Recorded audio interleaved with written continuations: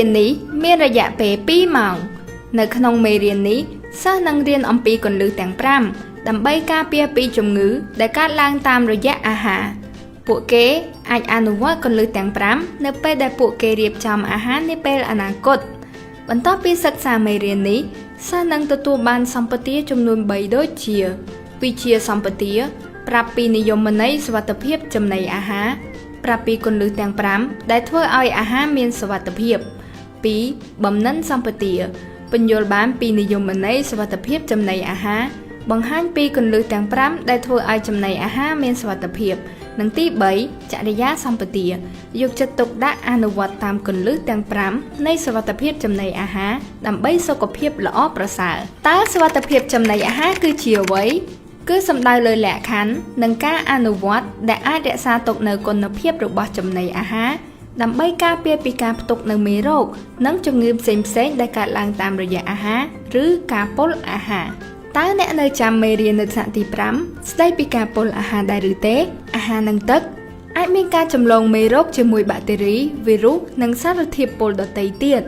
តាមរយៈការបរិភោគអាហារនិងទឹកដែលមានការចម្លងរោគនេះមនុស្សនឹងអាចឈឺឬស្លាប់បានក្នុងករណីធ្ងន់ធ្ងរដើម្បីការពារពីការពុលអាហារតើត្រូវធ្វើដូចម្តេចដើម្បីការពារពីការពុលអាហារអ្នកត្រូវ1លាងសម្អាតដៃ2សម្អាតសម្ភារៈប្រើប្រាស់ក្នុងផ្ទះបាយ3ចម្អិនបានឆ្អិនល្អហើយបរិភោគភ្លាមៗកុំទុកឲ្យសល់ហើយព្យាយាមបរិភោគឲ្យអស់និងទី4ធ្វើឲ្យរាងកាយមានសុខភាពល្អតើសុវត្ថិភាពចំណីអាហារនិងរបបអាហារសុខភាពមានភាពខុសគ្នាដូចម្តេចខ្លះភាគច្រើនយើងតែងតែច្រឡំពាក្យទាំងពីរនេះទោះបីជាពេលខ្លះពាក្យទាំងពីរនេះមានទំនាក់ទំនងជាមួយគ្នាពិតមែនក៏ប៉ុន្តែពាក្យទាំងពីរនេះមិនដូចគ្នានោះទេអាហារដែលមានសុវត្ថិភាពគឺមិនមែនតែងតែមានន័យថាជារបបអាហារដែលមានសុខភាពនោះទេដូចគ្នាដែររបបអាហារសុខភាពជួនកាលក៏មិនមែនជាអាហារដែលមានសុវត្ថិភាពផងដែរឧទាហរណ៍ផ្លែឈើនិងបន្លែត្រូវបានគេចាត់ទុកថាជារបបអាហារសុខភាពប៉ុន្តែនៅពេលដែលវាខូចឬរលួយវាមិនមានសុវត្ថិភាពក្នុងការបរិភោគនោះទេឧទាហរណ៍មួយទៀតគឺមីកញ្ចប់ឬកំប៉ុងអាហារទាំងនេះត្រូវបានចាត់ទុកថាជារបបអាហារមិនមានសុខភាពប៉ុន្តែនៅពេលដែលអាហារទាំងនេះត្រូវបានវេចខ្ចប់ត្រឹមត្រូវនិងមិនទាន់ផុតកំណត់នោះអាហារទាំងនេះគឺមានសុវត្ថិភាពនៅក្នុងការបរិភោគដូច្នេះរបបអាហារសុខភាពមិនមែនមានន័យថាតែងតែមានសុវត្ថិភាពនោះទេហើយរបបអាហារមិនមានសុខភាពអាចមានសុវត្ថិភាពនៅក្នុងការបរិភោគ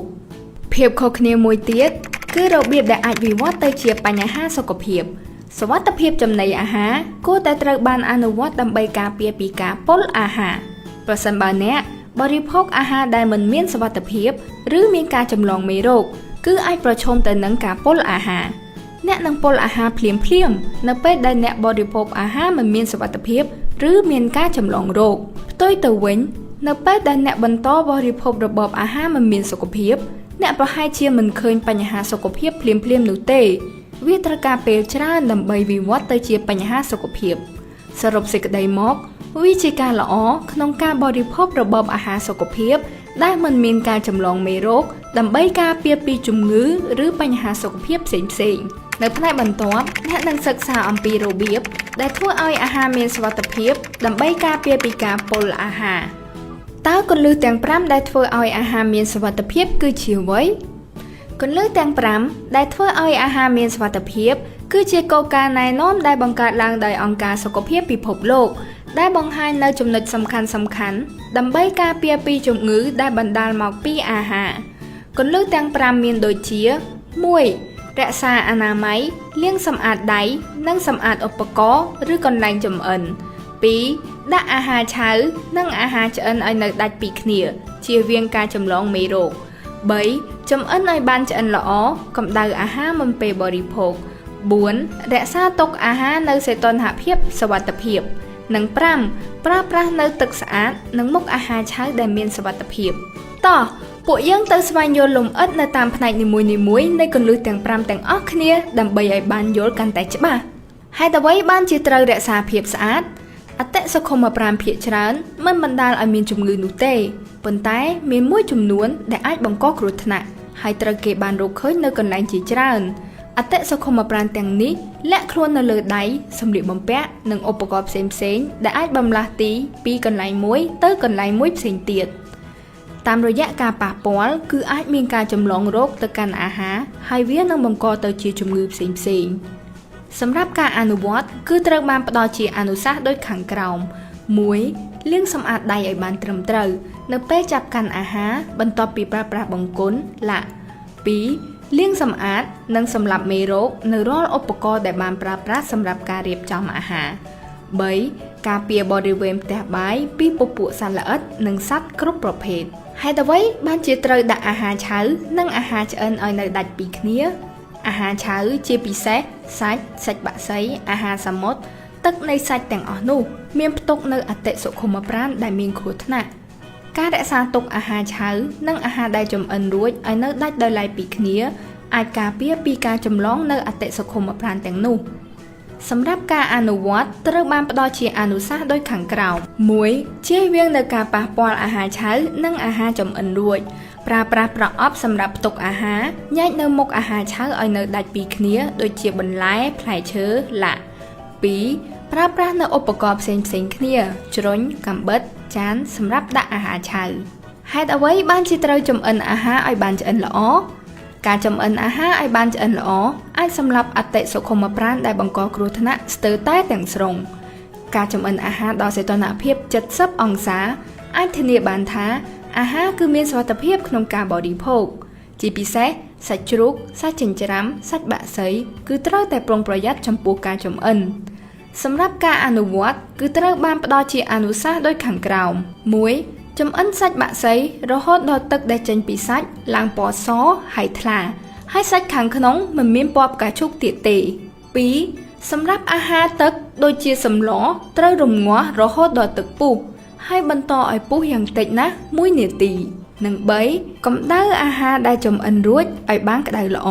ហេតុអ្វីបានជាត្រូវរក្សាទុកអាហារនៅសីតុណ្ហភាពសុវត្ថិភាពតាមរយៈការរក្សាទុកអាហារនៅក្រោមសីតុណ្ហភាព5អង្សាឬលើ60អង្សាគឺអាចធ្វើឲ្យការលូតលាស់នៃអតិសុខុមប្រាណមានភាពយឺតយ៉ាវឬត្រូវបានបញ្ឈប់ការបង្កកអាចធ្វើឲ្យមេរោគមានការលូតលាស់យឺតទោះបីជានៅពេលដែលអាហារត្រូវបានរក្សាទុកនៅក្នុងទូទឹកកកឬទូបង្កកពពួកអតិសុខុមប្រាណគឺនៅតែអាចលូតលាស់បានសម្រាប់ការអនុវត្តគឺត្រូវបានផ្ដល់ជាអនុសាសន៍ដូចខាងក្រោម 1. កុំទុកអាហារឆ្អិននៅសីតុណ្ហភាពធម្មតាលើសពី2ម៉ោង 2. ដើម្បីធ្វើឲ្យអាហារមានសុវត្ថិភាពសូមចម្អិនអាហារនៅក្នុងចំនួនតិចល្មមសម្រាប់បរិភោគដើម្បីកាត់បន្ថយការនៅសល់ 3. អាហារដែលនៅសល់មិនគួររក្សាទុកនៅក្នុងទូទឹកកករយៈពេលយូរនោះទេហើយក៏មិនគួរកម្ដៅលើសពីម្ដងនោះដែរហេតុអ្វីបានជាត្រូវប្រើប្រាស់ទឹកស្អាតនិងមុខអាហារឆៅដែលមានសុវត្ថិភាព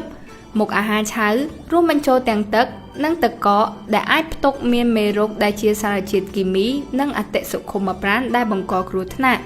ការប្រុងប្រយ័ត្ននៅក្នុងការជ្រើសរើសមុខអាហារឆៅ